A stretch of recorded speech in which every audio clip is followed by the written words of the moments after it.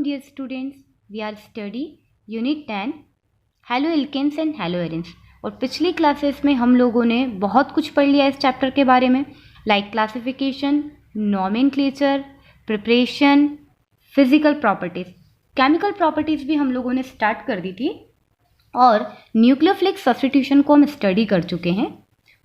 हम लोग जिस टॉपिक को स्टडी कर रहे हैं, जो रनिंग टॉपिक है हमारा, वो है reaction of haloalkanes, that means chemical properties of haloalkane, जिसमें न्यूक्लियोफिलिक सब्स्टिट्यूशन हमने स्टडी कर लिया था। इस न्यूक्लियोफिलिक सब्स्टिट्यूशन में हम लोगों का SN1 और SN2 मैकेनिज्म बता है ना, बहुत इंपॉर्टेंट क्वेश्चन है, एग्जाम में इससे 1 या 2 मार्क के लिए क्वेश्चन पूछा ही जाता है।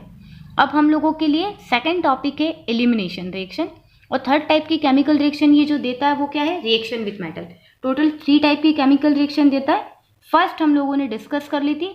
आज के हमारे टॉपिक होंगे elimination reaction and reaction with metal. हम सबसे फर्स्ट स्टार्ट करेंगे आज के हमारे फर्स्ट टॉपिक या हैलोएल्केन की सेकंड टाइप की रिएक्शन से, एलिमिनेशन रिएक्शन से। आप लोगों के सामने यहाँ पे दिखाई दे रहा है एलिमिनेशन रिएक्शन। अब इस एलिमिनेशन रिएक्शन को हम बीटा एलिमिनेशन भी बोलते हैं। बीटा एलिमिनेशन के साथ साथ इसे डीहाइड्रोहैलोजिनेशन भी कहा जाता है। तो सबसे फर्स्ट हमें ये समझना चाहिए what is the meaning of the elimination term. इस टर्म का क्या मीनिंग है? एलिमिनेशन का मीनिंग होता है, ऑर्गेनिक केमिस्ट्री में कुछ ऐसी केमिकल रिएक्शन होती है जिनमें मेन प्रोडक्ट बनने के साथ कुछ स्मॉल मॉलिक्यूल एलिमिनेट होते हैं जो केमिकल रिएक्शन से बाहर निकलेंगे। So leaving of some simple molecule, कुछ सिंपल मॉलिक्यूल या स्मॉल मॉलिक्यूल्स निकलेंगे लाइक HCl, NH3 और H2। इस तरीके के मॉलिक्यूल साइड प्रोडक्ट के फॉर्म में या सिंपल मॉलिक्यूल के फॉर्म में बाहर निकलते हैं। सो ऐसी रिएक्शन को हम क्या बोलते हैं, एलिमिनेशन रिएक्शन बोलते हैं। अब ये जो एलिमिनेशन होने वाला है ये बीटा एलिमिनेशन है। बीटा एलिमिनेशन दैट मीन्स ऐसा हैलोएल्केन आपको रखना है जो बीटा कार्बन कंटेन करता है और उस बीटा कार्बन से एलिमिनेशन होगा। बीटा कार्बन से किसका एलिमिनेशन होने वाला है? सो बीटा कार्बन से जो बीटा हाइड्रोजन होता है वो एलिमिनेट होता है। क्लियर? आपको इस केमिकल रिएक्शन में एक ऐसा एल्काइल हैलाइड रखना है जो बीटा हाइड्रोजन को कंटेन करता है। For the beta elimination reaction first condition is that A haloalkane should contain a beta hydrogen. अब थर्ड नेम क्या है इसका? डीहाइड्रोहैलोजिनेशन। डीहाइड्रोहैलोजिनेशन का मीनिंग है elimination of HX। Hydro that means hydrogen यहाँ से निकल रहा है, हेलो दैट मीन्स X निकल रहा है। डीहाइड्रोहैलोजिनेशन का मीनिंग हुआ कि यहाँ से HX का एलिमिनेशन हो रहा है।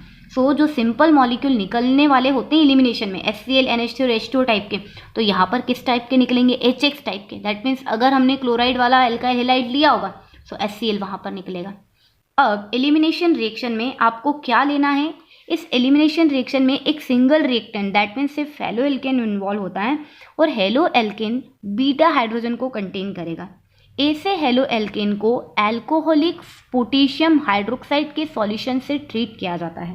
आपका स्टेटमेंट होगा when A haloalkane with beta hydrogen atom is heated with the solution of alcoholic solution of potassium hydroxide, then after the elimination alkene is obtained as a major product। क्या है इस reaction का statement?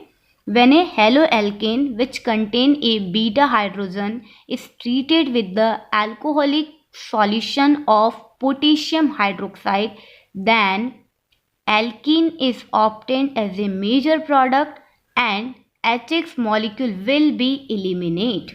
कैसे होता है ये statement? अगर हमें केमिकल रिएक्शन आती है ना, तो हम केमिकल रिएक्शन को देख करके स्टेटमेंट खुद लिखेंगे। देखिए, हम एक ऐसा हैलोएल्केन ले रहे हैं जो बीटा हाइड्रोजन को कंटेन कर रहा है। अब अगर किसी को नहीं पता हो तो समझ लो, फंक्शनल ग्रुप से अटैच कार्बन अल्फा कार्बन होता है। This is alpha carbon and उसके बाद का जो नेक्स्ट कार्बन होगा वो क्या होगा आपका? Beta carbon. This is alpha carbon and this is beta carbon. अब बीटा कार्बन पर जो अटैच है वो क्या है आपके? हाइड्रोजन अटैच है। यहाँ पर हो सकता है लॉन्ग चेन हो हमारी, या तो चेन टर्मिनेट हो जाए एक हाइड्रोजन के साथ, या यहाँ और आगे फर्दर कार्बन एटम अटैच्ड हो। हमें अभी किससे काम है? हमें बीटा हाइड्रोजन से काम है, इसलिए हमने अपनी चेन में अल्फा और बीटा कार्बन बनाए हैं। अब ए से हेलो एल्केन जो कि बीटा हाइड्रोजन को कंटेन करता है उसको आपको किससे ट्रीट करना है, एल्कोहलिक पोटेशियम हाइड्रोक्साइड के सॉल्यूशन से ट्रीट करना है। सो एल्कोहलिक क्यूएच जो होता है यहाँ बेस की तरह काम करता है, बेस की तरह वर्क करता है। और बेस का वर्क क्या होता है, बेस का वर्क होता है हाइड्रोजन एटम को एब्स्ट्रैक्ट करना, प्रोटॉन को एक्सट्रैक्ट करना। सो यहाँ पर जो हेलो एल्केन है उसकी बीटा पोजीशन से हमने लिखा है beta elimination, beta hydrogen eliminate. So ये बेस बीटा पोजीशन से हाइड्रोजन को क्या कर लेता है, एलिमिनेट कर लेता है। इस तरीके से हाइड्रोजन क्या ले लेगा, अपने पास ले लेगा। ये हाइड्रोजन यहाँ से एलिमिनेट हो जाएगा। हाइड्रोजन अपने इलेक्ट्रॉन कार्बन को डोनेट करके जाएगा। अब अल्फा कार्बन पर जो हैलोजन प्रेजेंट है वो भी यहाँ से ब्रेक होता है और अपने इलेक्ट्रॉन लेकर के चला जाता है। सो अगर इस मॉलिक्यूल को आप देखोगे तो इस तरीके से बनेगा। तो अल्फा कार्बन पर, बीटा कार्बन पर नेगेटिव चार्ज होगा क्योंकि हाइड्रोजन अपना इलेक्ट्रॉन पेयर यहाँ पे छोड़ के गया है। और अल्फा कार्बन पर कौन सा चार्ज होगा, अल्फा कार्बन पर पॉजिटिव चार्ज होगा क्योंकि हैलोजन अपने इलेक्ट्रॉन लेके गया है। अब बेस ने जो हाइड्रोजन यहाँ से एब्स्ट्रैक्ट किया था वो फिर से उसे रिलीज करके किसे दे देता है, इस एक्स को। इस तरीके से यहाँ से HX निकल जाता है। अब आगे अगर हम देखें तो क्या होगा, यहाँ पर एक्स, ये जो नेगेटिव चार्ज है इस तरीके से डबल बॉन्ड का फॉर्मेशन कर देगा और आपको क्या मिल जाएंगे, एल्कीन। अब हमें फाइनल रिएक्शन लिखनी है ना एग्जाम में, आप सीधा ये लिखो, एल्कोहलिक क्यूएच। जब हमने हेलो एल्केन को एल्कोहलिक क्यूएच से ट्रीट किया तो हमारा एल्कीन मेजर प्रोडक्ट के फॉर्म में ऑब्टेन्ड हुआ और HX वहाँ से क्या होगा, रिलीज होगा। सो ये अल्टरनेटिव वे मैंने आपको क्यों बता दिया, हमें पता रहे कि कैसे डबल बॉन्ड का फॉर्मेशन हुआ है वहाँ पर। क्लियर है। अब स्टेटमेंट लिखना हमें समझ में आ ही गया है, जैसा दिख रहा है बस वैसा स्टेटमेंट हमें लिखते जाना। When a haloalkane which contain a beta hydrogen is treated with alcoholic KOH to form a alkene as a major product and HX will eliminate in the reaction. So जैसा हमने देखा वैसा हमने theory में लिख दिया। अगर exam में कभी भी कोई नेमिंग रिएक्शन आती है या कोई केमिकल रिएक्शन लिखने के लिए बोलते हैं तो उसका थ्योरेटिकल स्टेटमेंट भी हमें लिखना होता है, देन हमें केमिकल रिएक्शन लिखना चाहिए। अब हम बीटा एलिमिनेशन का एक एग्जाम्पल ले लेते हैं क्योंकि ये तो हमने एक जनरल मॉलिक्यूल देखा था। सपोज आपके पास में है इथाइल क्लोराइड।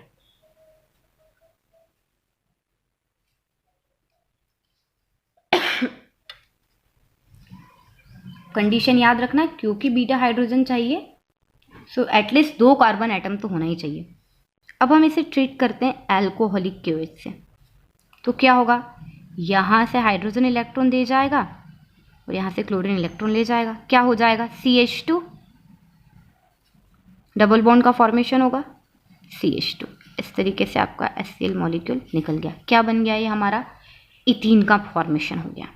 हेलो एल्केन, या ऐसा बोल सकते हैं chloroethane is convert into the ethene. अगर डायरेक्ट कन्वर्जन आता है, कभी एग्जाम में हमसे पूछा जाता है convert chloroethane to ethene, तो आपको कौन सी केमिकल रिएक्शन लिखनी है, डिहाइड्रो हैलोजिनेशन रिएक्शन आपको लिखनी है। क्लोरो इथेन से इथीन का फॉर्मेशन डिहाइड्रो हैलोजिनेशन से हो सकता है। ठीक है, एक और एग्जाम्पल देख लो आप लोग, ये मैं आपको दे रही हूँ, आप अपनी फेयर कॉपी में इसे या अपने नोट्स में कंप्लीट कर लेना, अपने प्रैक्टिस के लिए देख लेना, आपको कंप्लीट करनी है। ओके।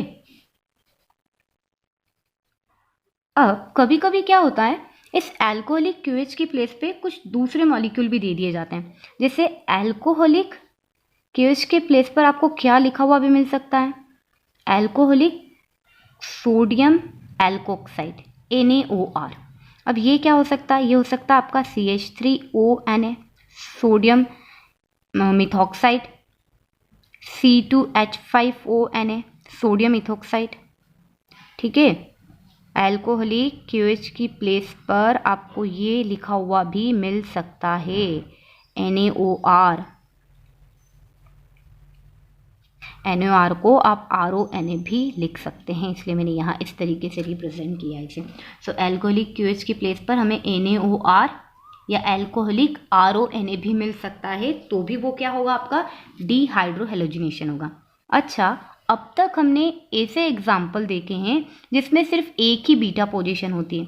अगर हमारी बीटा पोजीशन एक से ज़्यादा हो तो जैसे इस तरीके से CH3 CH Cl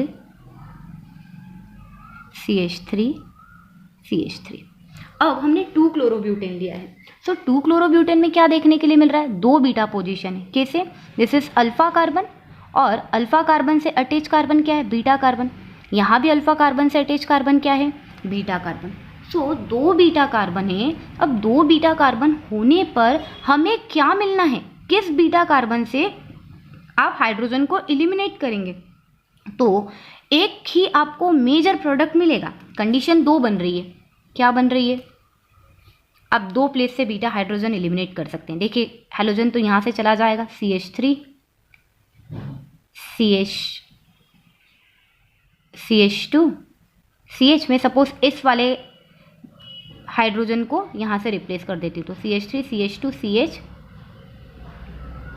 या ऐसा करना चाहिए मुझे क्योंकि बीटा इधर है तो हम इस साइड से ले लेते हैं। ठीक है, तो पहले ये वाला हाइड्रोजन एलिमिनेट करते हैं। यहाँ डबल बॉन्ड बन जाएगा, ये CH3 एज इट इज। क्या हुआ देखो, यहाँ से एक हाइड्रोजन और यहाँ से एक हाइड्रोजन एलिमिनेट हुआ है, CH3 CH double bond CH CH3 का फॉर्मेशन हो गया। अब 2 बीटा कंडीशन है ना, तो एक और क्या भी हो सकता है, CH3 CH2।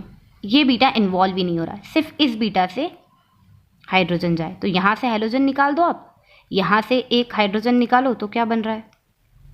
अब 2 टाइप के एल्कीन का फॉर्मेशन हो सकता है अगर 2 टाइप के बीटा होते हैं तो। सो कौन सा एल्कीन मिलेगा ये बताता है हमें सैडजेफ रूल। अब आगे हम देखते हैं सैडजेफ rule.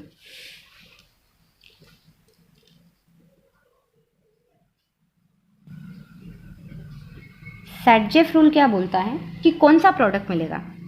So according to this those alkene या द प्रिफर्ड एल्किन, है ना, ऐसा लिख सकते हैं, the preferred product, the preferred product is that alkene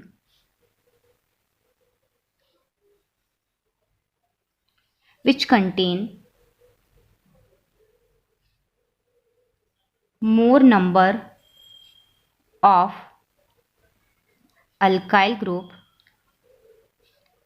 attached to the double bond carbon। क्या बोलता है हमें सैडजेफ रूल? सैडजेफ रूल ये बोलता है कि वो एल्कीन आपको प्रोडक्ट के फॉर्म में मिलना चाहिए, वो एल्कीन आपको प्रिफर करना है प्रोडक्ट के फॉर्म में जिसमें डबल बॉन्ड कार्बन से ज़्यादा अल्काइल ग्रुप अटैच होते हैं। जैसे अभी हमने ये देखा था CH3 CH2 CHCl CH3, जिससे 2 एल्कीन आपको मिले थे।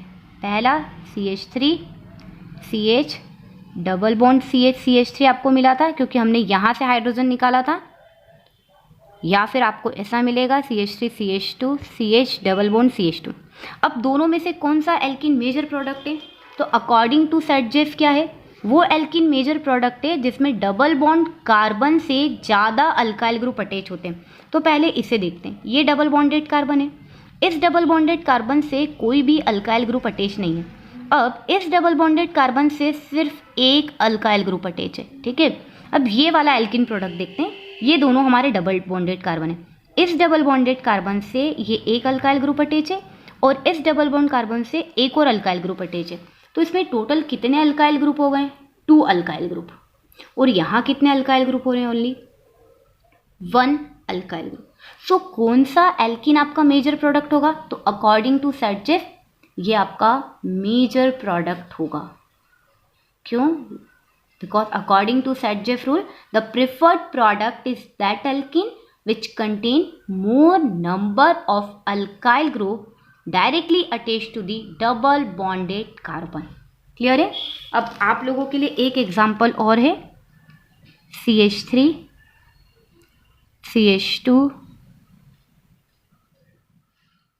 CH2 CHBr CH3। ये आपके लिए है, आप इसे सॉल्व करना। मैं एक एग्जाम्पल मैं सॉल्व करूँगी। एक CH3 1 2 3 4 5 CH3 और 2 पर लगाना हमें CH3 और हम लोग ले लेते हैं 3 क्लोरोब्यूटेन। ठीक है, मैंने आपको सिंपल वाला दिया है और टफ वाला खुद ने ले लिया है। अब आप इसको सॉल्व कर लेना और इससे एल्किल बना लेना। सपोज आपके पास एक सब्सटेंस है, ये है आपका 2 2 3 ट्राईमिथाइल, है ना, 2 2 3 ट्राईमिथाइल 3 ब्रोमो पेंटेन और यहाँ पर एक हाइड्रोजन होगा। अब आप देख रहे हैं कि मैंने यहाँ पर IUPAC का रूल फॉलो नहीं किया है। मैंने क्या लिखा, 2 2 3 ट्राईमिथाइल 3 ब्रोमोपेंटेन। मुझे क्या लिखना था, जबकि अल्फ़ाबेटिकल ऑर्डर के अकॉर्डिंग 3 ब्रोमो 2 2 3 ट्राईमिथाइल पेंटेन, यही लिखना था। एक्चुअली ये क्वेश्चन इस बार बोर्ड एग्जाम में पूछा गया था 2020 के क्वेश्चन पेपर में, और क्या लिख के दिया था उन लोगों ने, 2 2 3 ट्राईमिथाइल 3 ब्रोमोपेंटेन। इसलिए मैंने लिख दिया कि हमें ऐसा लिखा हुआ भी मिल सकता है। और ओरिजिनल में अगर हम अल्फ़ाबेटिकल ऑर्डर को फॉलो करें तो ये क्या होगा, 3 ब्रोमो 2 2 3 ट्राईमिथाइल पेंटेन। अब ये 2 2 3 ट्राईमिथाइल पेंटेन है ना, दैट मीन्स यहाँ पर भी CH3 है। क्लियर। अब आपको इससे क्या बनाना है, एल्कीन बनाना है। चलो देखते हैं, 2 रास्ते हैं हमारे पास। क्यों, क्योंकि यहाँ पर भी अगर हम देखें तो 2 बीटा है कार्बन है, एक ये और एक ये, तो दोनों से एक एक बार हाइड्रोजन निकालते हैं। सो क्या इसमें कंडीशन है, यहाँ से बीटा से हाइड्रोजन निकल सकता है क्या? यहाँ पर बीटा पोजीशन पर तो कोई हाइड्रोजन ही नहीं है। सो फिर बीटा पोजीशन पर हाइड्रोजन किस में, यहाँ पर। तो दैट मीन्स ये वाली चांस तो हमारी क्या हो जाती है, कैंसिल। क्यों, क्योंकि बीटा पोजीशन पर एक भी हाइड्रोजन प्रेजेंट ही नहीं है। सो अब हमारा मेजर प्रोडक्ट या वन एंड ओनली प्रोडक्ट क्या हो सकता है, CH3 CH3 CH3 CH3, यहाँ से Br जाएगा, यहाँ से हाइड्रोजन जाएगा तो डबल बॉन्ड बनेगा एंड CH3 प्रोडक्ट का फॉर्मेशन होगा। क्लियर। सो इस टाइप का कंपाउंड भी हमसे पूछा जा सकता। पोजीशन यहाँ पे 2 थी बीटा, बट यहाँ अगर देखें तो बीटा हाइड्रोजन था ही नहीं, और अगर बीटा हाइड्रोजन नहीं होगा तो एलिमिनेशन नहीं होगा। तो फिर एलिमिनेशन कहाँ से होगा, जिस प्लेस पर बीटा हाइड्रोजन प्रेजेंट होगा। अब आप लोगों को अपने नोट्स में या अपने होमवर्क में इस वाले एग्जाम्पल को कंप्लीट करना है। मैंने आपको 2 एग्जाम्पल दे दिए। इसके साथ हम लोगों का एलिमिनेशन क्या हो जाता है, कंप्लीट हो जाता है। अब हम लोग एलिमिनेशन और सब्स्टिट्यूशन को कंपेयर करने वाले हैं। क्यों, क्योंकि हमने हेलो एल्केन की 2 केमिकल रिएक्शन देख ली है। फर्स्ट इज सब्स्टिट्यूशन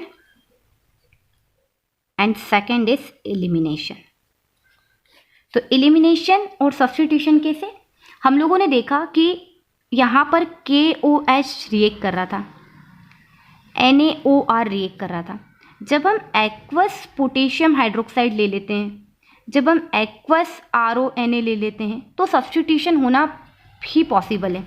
और जब आप एल्कोहलिक KOH लेते हो, जब आप एल्कोहलिक NaOR या एल्कोहलिक RONA लेते हो, तब क्या होता है, एलिमिनेशन होता है। क्लियर। सो सब्स्टिट्यूशन और एलिमिनेशन दोनों पॉसिबल है। ये डिपेंड किस पे करेगा, आपके न्यूक्लियोफाइल पर डिपेंड करेगा। कब, हमेशा जब भी हेलो एल्कीन की रिएक्शन होती है तो दोनों रिएक्शन पॉसिबल है। उसमें सब्स्टिट्यूशन भी पॉसिबल हो सकता है और वहाँ एलिमिनेशन रिएक्शन भी हो सकती है। क्यों, क्योंकि जब उससे कोई न्यूक्लियोफाइल या बेस रिएक्ट करते हैं तो दोनों पॉसिबिलिटी होती है। अब कौन सी केमिकल रिएक्शन होगी, सब्स्टिट्यूशन होगा या एलिमिनेशन होगा, ये किस पर डिपेंड करता है, it's depend on nature of alkyl halide. Alkyl halide के नेचर पर डिपेंड करेगा कि आपका सब्स्टिट्यूशन होने वाला है कि एलिमिनेशन होने वाला है। Second, size and strength of base और nucleophile.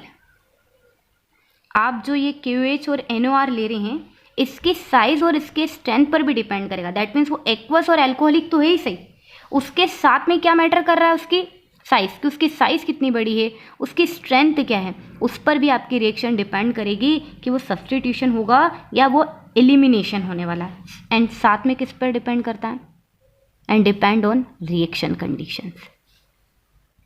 Reaction conditions that means आपने एक्वस कंडीशन ली है कि आपने एल्कोहलिक कंडीशन ली है। तो हेलोएल्केन में जो केमिकल रिएक्शन है, सब्स्टिट्यूशन या एलिमिनेशन होना उसका डिपेंड करता है एल्काइल हैलाइड के नेचर पर, न्यूक्लियोफाइल या बेस की साइज और स्ट्रेंथ पर, और साथ में डिपेंड करता है रिएक्शन की कंडीशन पर, दैट मीन्स आपने एक्वस लिया है या एल्कोहलिक टाइप का लिया है।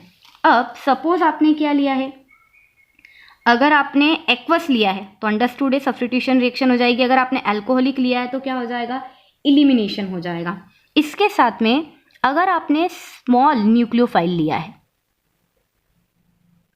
आपका न्यूक्लियोफाइल कैसा है, स्मॉल है, सो क्या होगा, स्मॉल न्यूक्लियोफाइल किसकी तरह वर्क करेगा, स्मॉल मॉलिक्यूल। न्यूक्लियोफाइल को आप क्या माने, अगर हमने स्मॉल मॉलिक्यूल लिया है जैसे RONA, 3 टाइप से हो सकता है RONA, कैसे हो सकता है, थ्री टाइप से, इस तरीके से। ये भी प्राइमरी, सेकेंडरी और टर्शरी हो सकता है। देखो RCH2ONA इस तरीके से लिख सकते हैं। अब इस पर एक और R लग गया, हाइड्रोजन रिप्लेस हो गया, तो ये सेकेंडरी एल्कोक्साइड हो गया। अब इस पर एक और R लग गया, तो ये क्या हो गया, टर्शरी एल्कोक्साइड। दैट मीन्स आपका जो बेस वहाँ पर रिएक्ट कर रहा है, जो मॉलिक्यूल उस पर अटैक कर रहा है, वो भी 2-3 टाइप का हो सकता है। तो अगर वो सिंपल मॉलिक्यूल है, स्मॉल मॉलिक्यूल है, तो स्मॉल न्यूक्लियोफाइल है, सो न्यूक्लियोफाइल की तरह ही एक्ट करेगा, न्यूक्लियोफाइल की तरह ही एक्ट करेगा। और वहाँ पर क्या होने वाली है, फिर आपकी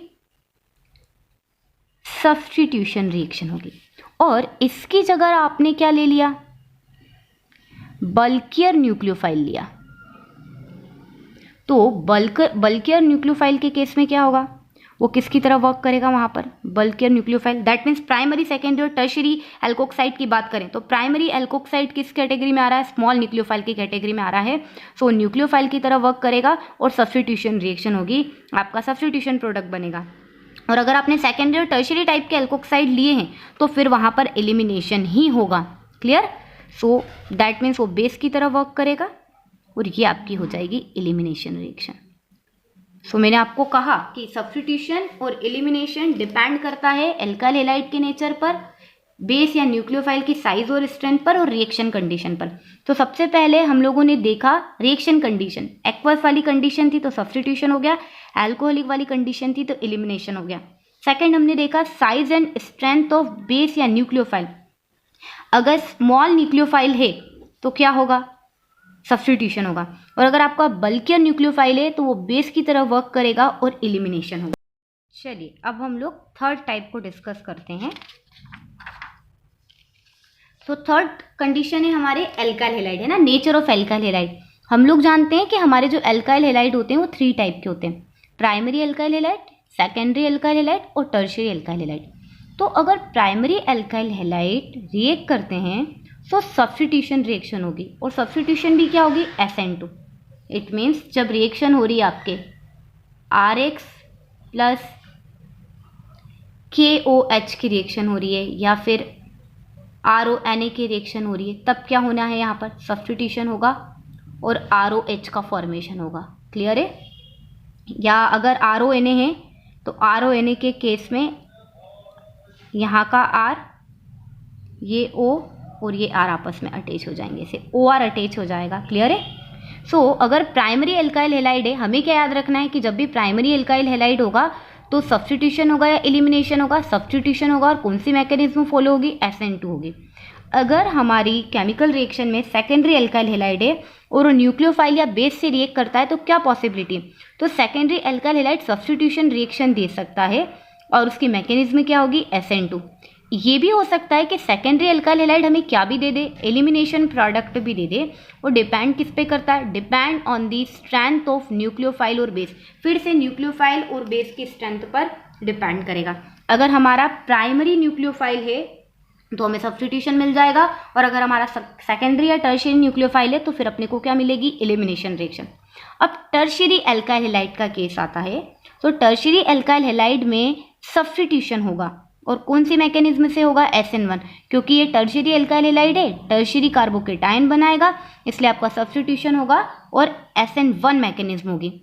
इसके साथ ही अगर एलिमिनेशन के चांसेस बनते हैं तो एलिमिनेशन किस पर डिपेंड करेगा, इस बार एलिमिनेशन न्यूक्लियोफाइल की स्ट्रेंथ और साइज के साथ में कार्बोकेटायन की स्टेबिलिटी पर भी डिपेंड करेगा। Elimination depend on the stability of carbocation of alkyl halide. ठीक है, कार्बोकेटायन की स्टेबिलिटी पर डिपेंड करेगा या न्यूक्लियोफाइल और बेस की स्ट्रेंथ पर डिपेंड करेगा। तो जब भी हेलोएल्केन की रिएक्शन किसी न्यूक्लियोफाइल से होती है तो वहाँ दो रिएक्शन कंपीट करती है एक दूसरे से, एलिमिनेशन और सब्स्टिट्यूशन। और सब्स्टिट्यूशन किस कंडीशन में हो रहा है ये मैंने आपको बता दिया है, और एलिमिनेशन किस कंडीशन में हो रहा है ये भी मैंने आपको बता दिया है। इसके साथ हम लोगों का ये टॉपिक क्या हो जाता है, कंप्लीट हो जाता है। अब हम लोगों को थर्ड टाइप की रिएक्शन पढ़नी है, reaction with metals. So reaction with metal में क्या होता है, जब हम हेलोएल्केन को किसी मेटल से ट्रीट करते हैं तो मेटल और कार्बन का बॉन्ड फॉर्म होता है। जब भी हेलोएल्केन को, किस टाइप का हेलोएल्केन, आपके एल्काइल क्लोराइड या आपके एल्काइल ब्रोमाइड या आपके एल्काइल आयोडाइड, आप किसी को भी एल्काइल क्लोराइड, एल्काइल ब्रोमाइड या एल्काइल आयोडाइड को किसी मेटल के साथ में ट्रीट करते हैं तो मेटल के साथ ट्रीट करने पर किसका फॉर्मेशन होता है, इस तरीके से मेटल के साथ ट्रीट करने पर RMX बॉन्ड का फॉर्मेशन होता है। दैट मीन्स आपके एल्काइल पार्ट और हेलोजन के बीच में क्या इंटर हो जाते हैं, मेटल, और मेटल कार्बन बॉन्डिंग हो जाती है। इस मेटल कार्बन बॉन्डिंग के कारण जो न्यू कंपाउंड बनते हैं उन न्यू कंपाउंड को कहा जाता है ऑर्गेनो मेटेलिक कंपाउंड।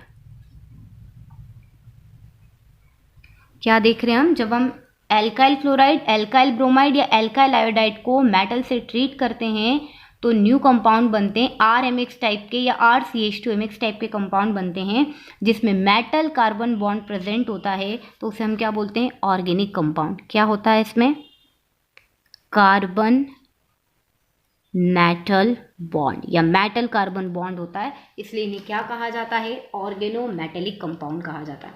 अब ये जो ऑर्गेनो मेटेलिक कंपाउंड है इनमें सबसे पहले और सक्सेसफुल रिजल्ट जिसे मिले थे ऑर्गेनो मेटेलिक कंपाउंड बनाने के, वो विक्टर ग्रिग्नॉट को मिले थे। विक्टर ग्रिग्नॉट ने बहुत सारे ऑर्गेनो मेटेलिक कंपाउंड बनाए थे। उनके ऑर्गेनो मेटेलिक कंपाउंड को हम किससे रिप्रेजेंट करते हैं, RMgX से रिप्रेजेंट करते हैं जो उनने बनाया था। और इस RMgX को किससे डिनोट किया जाता है, क्या नेम इसके लिए यूज़ किया जाता है, ग्रिग्नॉड रिएजेंट। उनके रिस्पेक्ट में, विक्टर ग्रिग्नॉट के रिस्पेक्ट में उनके थ्रू जो कंपाउंड्स बनाए गए थे ऑर्गेनोमेटेलिक कंपाउंड जिन्हें हम जनरली RMgX से रिप्रेजेंट करते हैं, उस RMgX को आप क्या बोलेंगे आज से, ग्रिग्नॉड रिएजेंट। ये बहुत इंपॉर्टेंट है, ऑर्गेनिक केमिस्ट्री में आगे बहुत काम आने वाला है। क्लियर, RMgX अब कैसे बना है जरा हम भी केमिकल रिएक्शन देख लेते हैं। सो आप हेलोएल्केन को अगर ट्रीट करते हैं मैग्नीशियम के साथ में, when you treated A haloalkane with magnesium in presence of dry ether, when haloalkane is treated with magnesium metal in presence of dry ether, then Grignard reagent will form। Metal है ये तो halogen और carbon के bond के बीच में आ जाएगा और RMgX का फॉर्मेशन हो जाएगा। एक एग्जांपल देख लेते हैं, CH3Cl था सपोज हमारे पास, उसने मैग्नीशियम से रिएक्शन करी ड्राई ईथर की प्रेजेंस में, तो किसका फॉर्मेशन हो गया, CH3MgCl का फॉर्मेशन हो गया। अब ये जो कंपाउंड बना है ऊपर वाले कंपाउंड को हम क्या कहेंगे, देखो एल्काइल ग्रुप दिख रहा है, एल्काइल मैग्नीशियम हैलाइड, ग्रिग्नॉड रिएजेंट कहेंगे उसे, बट अगर उसका केमिकल नेम आपको देना होगा तो आप क्या कहेंगे, एल्काइल मैग्नीशियम हैलाइड। तो यहाँ पर ये क्या होगा, आप मिथाइल मैग्नीशियम क्लोराइड। क्लियर है। सो इस तरीके से हम ग्रिग्नॉड रिएजेंट बना देते हैं। अब इस ग्रिग्नॉड रिएजेंट से एक क्वेश्चन पूछा जाता है हमें कि ड्राई ईथर के रिक्वायरमेंट ही क्यों ज़रूरी है, ड्राई कंडीशन इसमें क्यों चाहिए होती है। सो इसका रीज़न ये होता है कि अगर ड्राई कंडीशन नहीं ली जाए, ड्राई ईथर नहीं लिया जाए, मॉइस्चर फ्री इन्वायरमेंट नहीं लिया जाए, तो ग्रिग्नॉर्ड रिएजेंट स्टेबल नहीं रह पाता है, और जो आपका ग्रिग्नॉर्ड रिएजेंट बनता है इमीडिएटली वो दूसरे सब्सटेंस में कन्वर्ट हो जाता है। सो अब ग्रिग्नॉर्ड रिएजेंट के रिगार्डिंग हमें 3 केमिकल रिएक्शन देखनी है जो हम अब देखते हैं। अगर आपके ग्रिग्नॉर्ड रिएजेंट को हम किससे ट्रीट करते हैं, मॉइस्चर से ट्रीट करते हैं, या आप ट्रीट नहीं कर रहे हैं, उस एनवायरनमेंट में मॉइस्चर प्रेजेंट है, आपने ड्राई ईथर नहीं लिया, ड्राई कंडीशन नहीं ली, और आपके एनवायरनमेंट में अगर मॉइस्चर प्रेजेंट है, तो जो ग्रिग्नॉर्ड रिएजेंट बनता है वो इमीडिएटली ब्रेक हो जाता है हाइड्रोकार्बन में। H2O का डिसोसिएशन कैसे होता है, H+ OH नेगेटिव में। RMgX में R और मैग्नीशियम का जो बॉन्ड होता है ये कैसा होता है, polar covalent bond, polar covalent. और Mgx का जो बॉन्ड होता है वो कैसा होता है, आयोनिक बॉन्ड होता है। सो यहाँ से ये RMgX का bond, polar covalent bond break होता है। R क्योंकि मैग्नीशियम क्या है हमारा, मैग्नीशियम एक मेटल है, और R क्या है उसके कंपैरिजन में, कार्बन है R यहाँ पर, तो कार्बन की इलेक्ट्रोनेगेटिविटी मैग्नीशियम से ज़्यादा होगी, तो शेयरिंग के इलेक्ट्रॉन किसकी तरफ शिफ्टेड रहेंगे, कार्बन की तरफ, अल्काइल ग्रुप की तरफ शिफ्टेड रहेंगे। तो बॉन्ड ब्रेक होने पर आपका क्या बनेगा, R नेगेटिव बनेगा। Mg पर क्या आने वाला है, पॉजिटिव चार्ज, इस तरीके से। क्लियर है। सो ये R नेगेटिव यहाँ इस H+ से अटैच होकर के क्या बना देता है, हाइड्रोकार्बन। क्लियर। तो आपका कोवेलेंट बॉन्ड ब्रेक होता है, R नेगेटिव जो होता है अल्काइल ग्रुप वो H+ से मिलकर के हाइड्रोकार्बन बना लेता है, प्लस अब ये OH नेगेटिव इस अल्काइल ग्रुप की प्लेस पे चला जाता है और OH MgX का फॉर्मेशन करता है। अब एग्जाम में क्वेश्चन पूछा जाता है, why the dry condition is required for the preparation of Grignard reagent, what happen when we prepare the Grignard reagent in the moisture condition. तो वहाँ हमें क्या लिखना है, because the small traces of moisture convert the Grignard reagent into the hydrocarbon, in the small traces of moisture the Grignard reagent is convert into the hydrocarbon। Grignard reagent hydrocarbon में convert हो जाएगा, वो stable नहीं रह पाएगा, इसलिए moisture free environment में ग्रिग्नॉर्ड reagent का फॉर्मेशन करना चाहिए। कभी कभी ये जो ग्रिग्नॉर्ड रिएजेंट से हाइड्रोकार्बन हम बना रहे हैं, ये इंपॉर्टेंट रिएक्शन होती है। ऐसा किया जाता है जब हमें हाइड्रोकार्बन ऑब्टेन करने होते हैं, हाइड्रोकार्बन ही हमारे डिज़ायरेबल प्रोडक्ट होते हैं, तो फिर ग्रिग्नॉर्ड रिएजेंट को वाटर से ट्रीट किया जाता है वहाँ पर, और किस में कन्वर्ट कर लिया जाता है, हाइड्रोकार्बन में। इसी ग्रिग्नॉर्ड रिएजेंट को अगर आप किससे ट्रीट करते हैं, एल्कोहल से ट्रीट करते हैं, तो एल्कोहल किस तरीके से ब्रेक होगा, इस तरीके से, RCH2O negative and H positive. ठीक है। अब सेम टू सेम रिएक्शन होने वाली, तीनों का कंसेप्ट सेम है, तीनों में के बनने वाले प्रोडक्ट क्या होंगे, आपके तीनों के प्रोडक्ट होंगे हाइड्रोकार्बन। तो बनना यहाँ पर भी क्या है, RH। देखो R नेगेटिव, ये तो इसी तरीके से ब्रेक होगा, R नेगेटिव है, R नेगेटिव और इसका H पॉजिटिव मिलकर के RH बना देंगे। अब यहाँ से क्या रिमेनिंग है, RCH2O पार्ट, वो MgX से अटैच हो जाएगा। ठीक। अब थर्ड में भी RNH2 है, ये किस तरीके से ब्रेक होते हैं, RNH negative and H positive. तो फिर से ये H पॉजिटिव किसके पास जाएगा, वहाँ R नेगेटिव के पास चला जाएगा, और इस तरीके से आपका हाइड्रोकार्बन RH बन जाएगा, प्लस RNH रिमेनिंग किस पे लग ऐड हो जाएंगे, मैग्नीशियम पर जाकर के सब्स्टिट्यूट हो गए। ठीक है। सो ग्रिग्नॉर्ड रिएजेंट को आपको मॉइस्चर फ्री इन्वायरमेंट में बनाना है, पर अगर कभी ग्रिग्नॉर्ड रिएजेंट से हाइड्रोकार्बन आपको ऑब्टेन करना है तो आप किससे रिएक्शन करवाएंगे, उसकी वाटर से रिएक्शन करने पर, वाटर से ट्रीट करने पर, अल्कोहल से या एमीन से ट्रीट करने पर ग्रिग्नॉर्ड रिएजेंट डायरेक्टली हाइड्रोकार्बन में कन्वर्ट हो जाते हैं। अब आज की हमारी लास्ट रिएक्शन है, क्योंकि हमने जो देखा है रिएक्शन विथ मेटल्स, तो हमने फर्स्ट देखा था ग्रिग्नॉर्ड रिएजेंट, अब हम सेकंड देख रहे हैं इसके अंदर वर्ड्स रिएक्शन। वर्ड्स रिएक्शन आपने क्लास 11th में भी स्टडी की थी। क्या है words reaction, words reaction halo alkane से एल्केन बनाने की मेथड है। क्या होगा इसमें, आपका एल्काइल हैलाइड या हेलो एल्केन किस में कन्वर्ट हो जाता है, एल्केन में कन्वर्ट हो जाता है। एल्केन बनाने की मेथड होती है वर्ड्स रिएक्शन। सो जब हम हेलो एल्केन को किससे ट्रीट करते हैं, सोडियम मेटल के साथ, क्योंकि हम किस टाइप में इसको पढ़ रहे हैं, रिएक्शन विथ मेटल में पढ़ रहे हैं। रिएक्शन विथ मेटल का बी टाइप है। पहला हमने ग्रिग्नॉट देखा था जहाँ मैग्नीशियम के साथ रिएक्शन हुई थी। यहाँ वर्ड्स देख रहे हैं जिसकी सोडियम के साथ रिएक्शन होगी। तो जब हैलो एल्केन को सोडियम मेटल के साथ फिर से कंडीशन सेम है, ड्राई ईथर की प्रेजेंस में रिएक्ट किया जाता है, सो किसका फॉर्मेशन होता है, एल्केन का फॉर्मेशन होता है। यहाँ आपको RX के 2 मॉलिक्यूल लेने, Na के भी 2 मॉलिक्यूल लेने, जिससे आपका डबल नंबर ऑफ कार्बन का एल्केन फॉर्म हो जाएगा, प्लस आपके 2NaX बन जाएंगे। इस रिएक्शन को जिसमें एल्केन का फॉर्मेशन हो रहा है, इसे आप ऐसे भी लिख सकते हैं, RX प्लस 2Na, और RX का एक मॉलिक्यूल हम इस तरीके से लिख देते हैं, ये हमारा ड्राई ईथर होता है। यहाँ से 2NaX अलग हो गए और दोनों R आपस में क्या हो जाएंगे, ऐड हो जाएंगे, ठीक है। और इस तरीके से आपका 2NaX निकल गया। अब एक एग्जाम्पल देख लेते हैं। सो एग्जाम्पल में क्या होगा, CH3Cl हमने लिया है, उसे सोडियम मेटल से ट्रीट कर रहे हैं ड्राई ईथर की प्रेजेंस में। सो इस बार हमारा 2NaCl बन जाएगा। दोनों CH3 आपस में ऐड हो गए, दैट मीन्स क्या बन गया आपका, इथेन बन गया है। अब वर्ड्स रिएक्शन अगर आती है तो आपको स्टेटमेंट लिखना होगा। अब स्टेटमेंट कैसा है, जो दिखाई दे रहा है ना रिएक्शन में वैसा ही उसका स्टेटमेंट होता है। When a alkyl halide is treated with a sodium metal in presence of dry ether to form alkane. क्या है statement, when a alkyl halide is treated with sodium metal in presence of dry ether to form alkane is a major product. ये हो गई आपकी words reaction. तो आज हम लोगों ने एलिमिनेशन और रिएक्शन विथ मेटल पर डिस्कशन किया है।